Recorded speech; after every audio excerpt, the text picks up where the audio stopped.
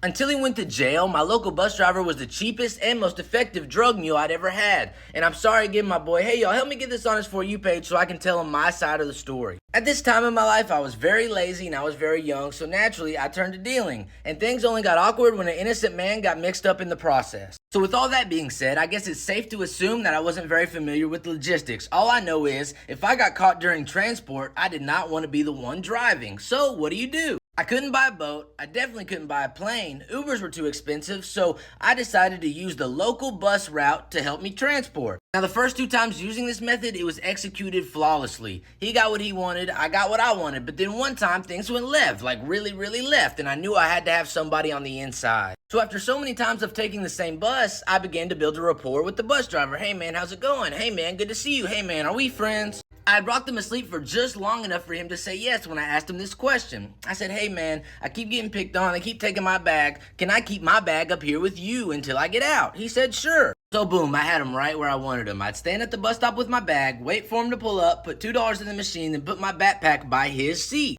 The first few weeks, this mutually beneficial relationship worked out great. I got my stuff where I needed it to go, and he got the $2 I'd put in the machine. It wasn't until a passenger started to ask questions. Eventually, a local passenger began to wonder, hey man, how come every time I hop on this bus and you're on it, the whole bus smells like you just dug up Elvis Presley? And me being young and cocky at the time, I didn't have a great answer to his question. I was like, hey little bro, move around, like, mind your business type shit. He minded his business all right. He minded his business so much that he called Crime Stoppers to get to the bottom of this. That's when things went left. What happened next, I'll never forget it. Remember it like yesterday. I am standing at the bus stop waiting for my boy to pull up. The bus comes, I hop on, and it's not him driving. And I asked the substitute teacher driver, I'm like, hey man, where's Terry at? He goes, oh man, Terry got locked up. I'm like, locked up for what? He goes, trafficking. I go, trafficking? Trafficking who? It was at that very moment that I knew this whole circus tent is about to come crashing down. But if there's one thing I do while facing controversy is lie. So a couple of weeks go by, and I guess it definitely goes without being said, I'm not riding that bus anymore, and I don't hear anything. And then one day, I get a knock at my door.